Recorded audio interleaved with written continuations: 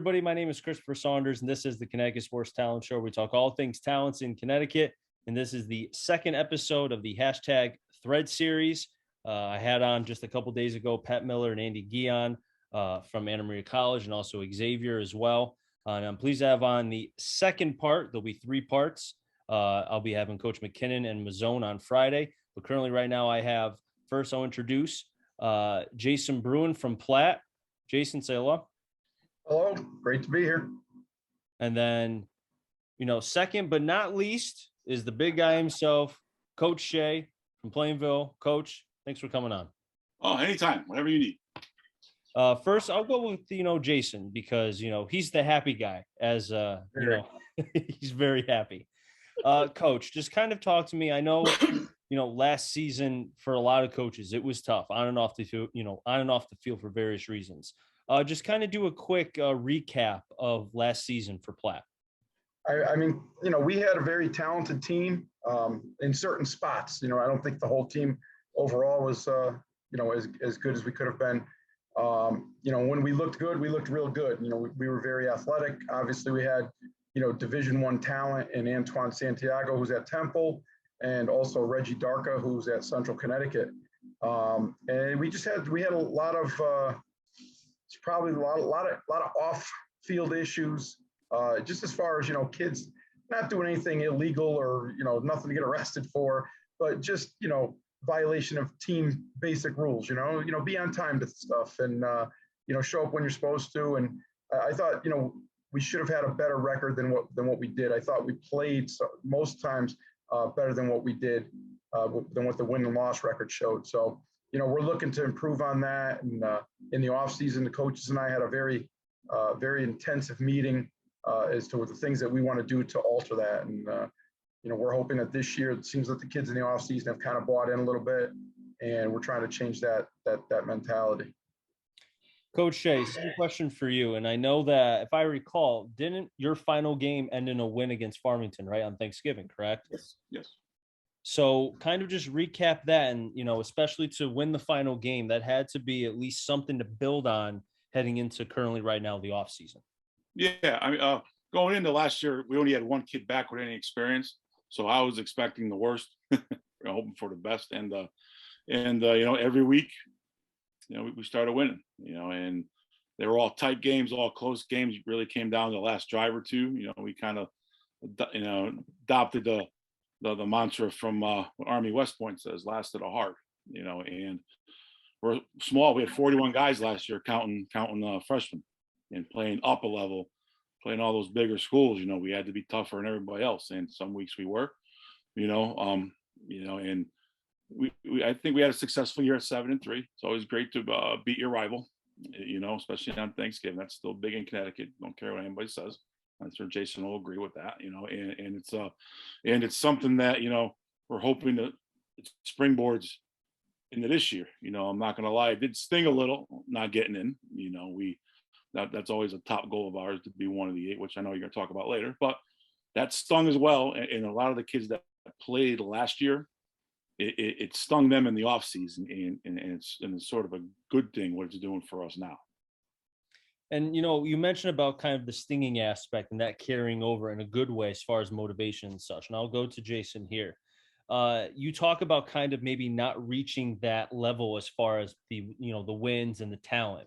Do you feel like, as far as currently, right now, that the players, as they're going through the off seasons and the passing leagues and stuff, that there's a little bit of extra chip, maybe a little bit more attentive to details and such?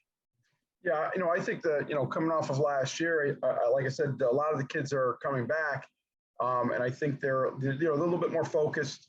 I think the way that as coaches, we've kind of addressed some things, and I think the kids have really bought into what we're doing. So, it's definitely looking a lot more positive, and we're just hoping to reap the benefits, come wins and losses. Now I'll go to Shea here. Kind of looking at the overall landscape of the offseason, as it comes with a lot of things. Do you feel like, as far as the team is concerned, that with the players you have coming back, they can kind of push the goalpost forward I hope so. Just a case in point, our numbers are up. More kids are coming out. Mm-hmm. Something we haven't had in the last couple of years for a variety of reasons. And I think it comes down to senior leadership too. I think some of the kids we have now, I've sort of taken a step back in certain ways and just let them, find their way a little. And it's something that we're looking forward to. I'm happy with a lot of things we're doing now. We got a long way to go, but it's a good start.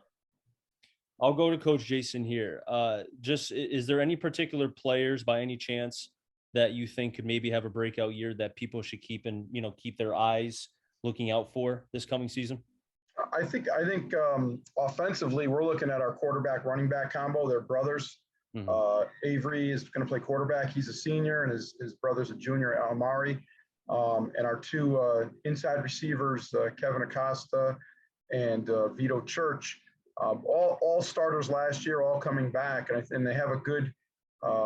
Those four in particular, they're very. The quarterback and the two receivers are very good friends. They hang out all the time, so there's a good chemistry. And obviously, Amari being the little brother, although definitely doesn't act like the little brother sometimes.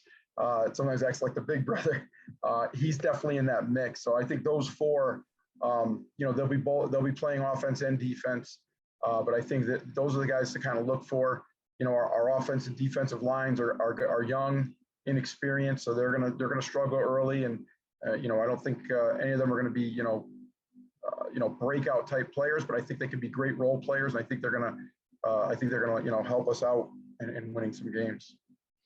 Shea, same question for you. Is there anybody in particular or any players that you want to mention that could potentially have breakout years? Well, I'm lucky I have my quarterback back.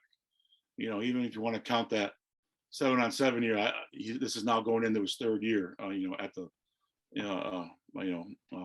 running the show, and for what we want to do, offensively, it's a lot easier on me knowing I have him.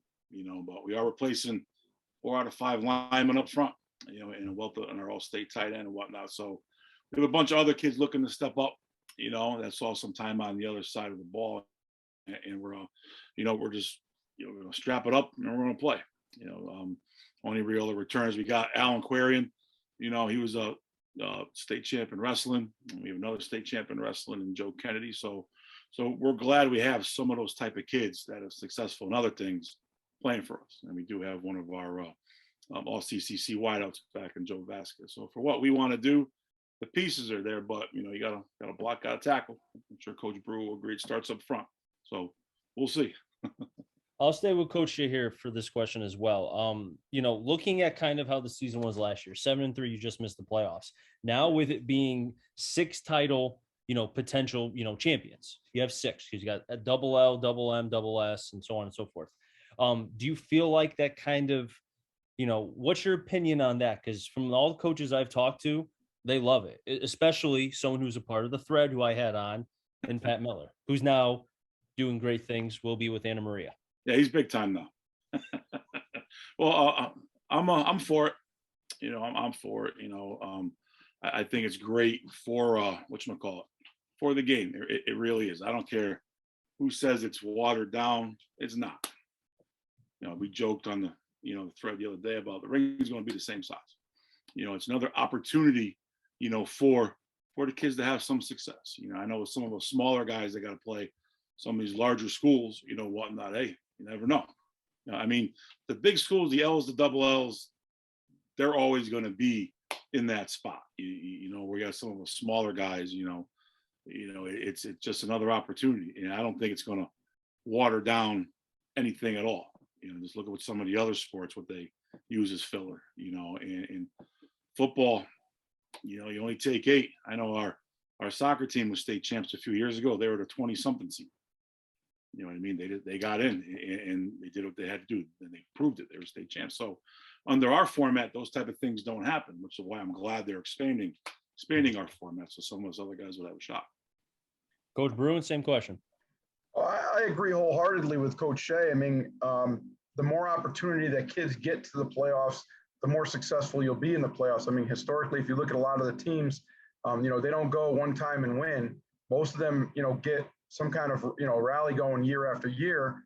and then they win after 1 or 2 or 3 years of being there. As far as like even size wise, like, Platt's always been kind of a tweener between M and L. Now I feel like I'm looking at the double M, and I feel like, we fit in that mix, size wise, and it gives a better opportunity for teams, for players, for kids to be seen. I mean, there's plenty of opportunity for different times of the year where teams are going to play better than others. You might have an injury early on, you get your running back, third week, and you tear off 7 wins, but you go 7-3 and lose, you lose a chance to go to the playoffs when you could have been probably one of the better teams in the state. I think my stats are correct here. You tell me if I'm wrong. You could check it out later. Football puts 32 teams into the playoffs. Baseball last season had 39 teams not make the playoffs. So, we don't even have as many teams as they're not getting into the playoffs, making into the playoffs. So there's a huge disparity. And I understand that we play once a week, and it's a little bit more difficult. You can play multiple baseball, soccer games per week.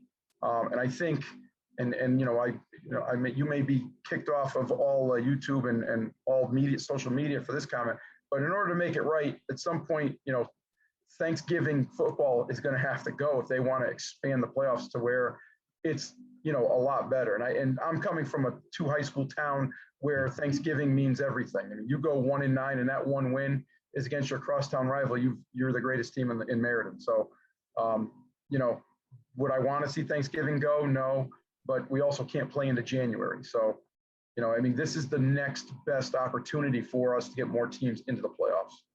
It's a very slippery slope, guys, and it's very difficult because it's a very fine line. And Jason, I love, your comments as far as you going at people, and not going at them, but going at, in a very articulate way. You've got numbers, you've got facts, you've got stuff to back it up.